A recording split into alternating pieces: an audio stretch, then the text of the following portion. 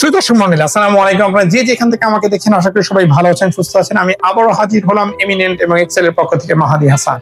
আজকে আরো একজন কৃতি শিক্ষার্থীর সাথে কথা বলবো যে সাম্প্রতিক সময়ে ভিএফএস গ্লোবাল থেকে ভিসা রিসিভ করেছে। তার আগে একটা ছোট্ট ইনফরমেশন দিই, এখন পর্যন্ত আমাদের কোনো স্টুডেন্টই ভিসা বা সিইউতে ফেল করে নাই। আমরা বলতে পারি জুলাই সেশনে আমাদের 100% ভিসা এবং সিইউ সাকসেস রয়েছে।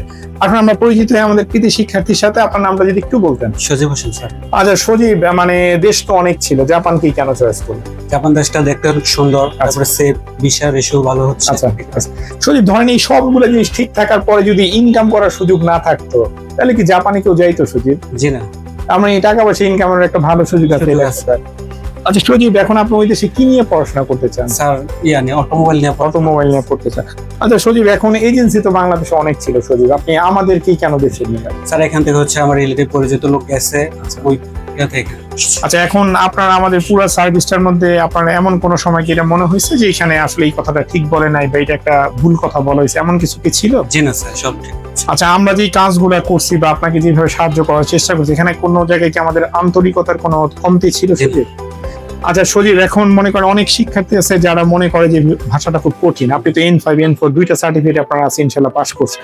আপনার কাছে ভাষাটাকে কেমন লাগছে? স্যার আমার কাছে ভাষাটাকে অনেক ভালো লাগছে আর কি, মানে চেষ্টা করলে সম্ভব।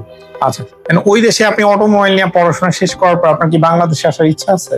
না, তখন ইচ্ছা নাই, পরবর্তীতে আসার ইচ্ছা আছে। ওটা নিয়ে এমনি কেউ তো আসে না।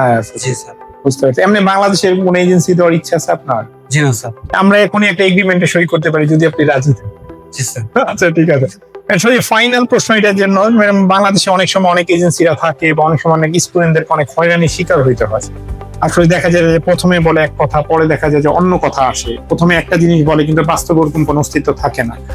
এখন আমাদের পুরো সার্ভিসের মধ্যে এমন কোনো কিছুকে আপনার পরিচয় হয়েছে?